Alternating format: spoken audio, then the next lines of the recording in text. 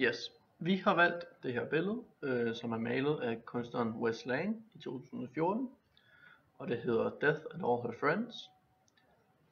Men inden vi begynder, starter med noget baggrundsviden om Wes Lang. Han er amerikansk kunstner, og han har meget amerikanske motiver. Det er meget motorcykler, indianere, døden, piger, nogle gange alkohol, og typisk ikke så farverige malerier. Det er meget sort og hvidt med få farver. Han fortæller selv, at hans motiver er noget, der interesserer ham. Tit noget, han er blevet inspireret af på barn. Indianerne for eksempel fortæller han, at han er blevet inspireret af i skoleprojekter, da han var lille, og fundet fascinerende siden da. Og de er tit et motiv på hans billeder. Stort set altid et motiv på hans billeder. Ja. Der han synes, det er vigtigt og interessant. Det er meget, der er tit store kontraster. Tager et andet billede her. Der har vi for eksempel døden heroppe. Vi har skelethovedet, som man tit ser. Og så lige nedenunder har kontrasten, hvor han så har malet en pige her. Også herover. Hvor han prøver at få noget om det smukke eller søde, som han ser det, i kontrast med døden, han så har her. Vi har også blomsterne heroppe, som også gør i stor kontrast til døden i hovedet. Ja. Det samme kan man lidt se her. Vi har den indianeren her, døden i hovedet. Og så er for eksempel fuglen herover som noget natur. Men hvis man tager selve billedet. Ja.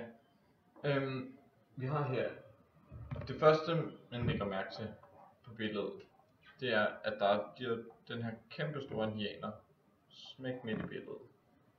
Og så har vi en anden indianer her.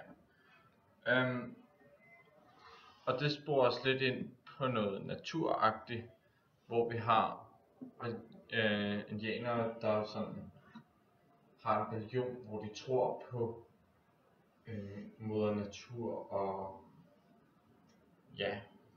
de værdsætter naturen utrolig meget. Og der har vi også den her fugl og bjergen her, der underbygger det. Desuden så er fuglen lidt sideinfo tit, eller også rigtig ofte med på hans billeder. Og det er en reference til hans mormor, som åbenbart også var meget fri og tit symboliseret som en fugl på hans billeder. Og det er sideinfo. Ja. Så hvis du kigger på kontrasten, der er lidt nævnt, vi har den døde indianer til den levende indianer. Det kunne også være noget med den her indianerreligion, jeg ikke ved, hvad hedder, hvor vi kører livet efter døden. Reinkarnation. Ja, reinkarnation. The light shines from the darkness. Måske lidt underbyggende til det. Ja, at selv efter livet i mørket er der stadig et lys, ikke? Der er stadig noget håb der. Så har vi oksen herovre ved siden af. Lidt sjovt billede. Men vi tænker, at den røde streg, der forbinder oksen og den her tipi, eller hvad det skal være, med Text and Perfect Harmony, skal måske symbolisere navlestrengen, som i skal sige, at det er en form for symbiose, hvor de lever sammen med dyrene, og de ligesom har gavn af hinanden, og kan leve sammen i harmoni på den måde. Og så har vi higher power, som vi tror kunne symbolisere noget gudeligt, og som underbygger, at der er nogle hentydninger på det her billede. Helt klart. Ja. Der er også symbolet herover med ild. Ja. Hvis man tænker tilbage i tiden, har ild jo tit været forbundet med noget. Jeg ved ikke om det er religion, men i hvert fald noget specielt, ikke?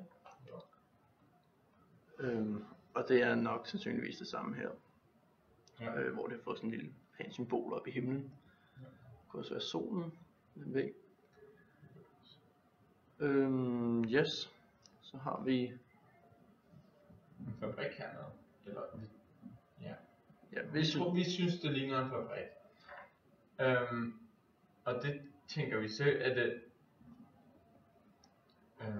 industrialisationen, der ligesom bevæger sig ind på det andet, ja, og integrerer sig. ja, vi har den her pil hernede, som måske kunne vise noget med, at det er ligesom på vej ind. Det skyder sig ligesom ind i naturen og forstyrrer alt det her, som de ligesom har kørende, ikke? Vi har den der harmoni og alt sådan noget, og den kommer og forstyrrer den her harmoni. Der har vi også ilden igen, som er en stor del af det. Ved du det? Så har vi den her flod, der løber midt igennem billedet. Og det tænker vi, den afskærer ligesom som en grænse imellem det industrialiserende og det naturlige.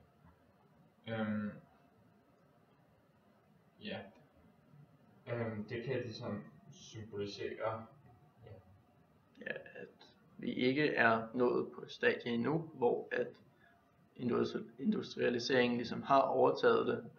Der er stadig plads til det her natur og frie indianerliv, som de lever, men det er noget, der er på vej, og ligesom man skal tage højde for. Ja, det er en trussel for naturen.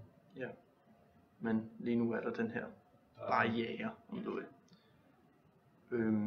Desuden så siger han selv på et tidspunkt, at spillet egentlig ikke har så meget mening.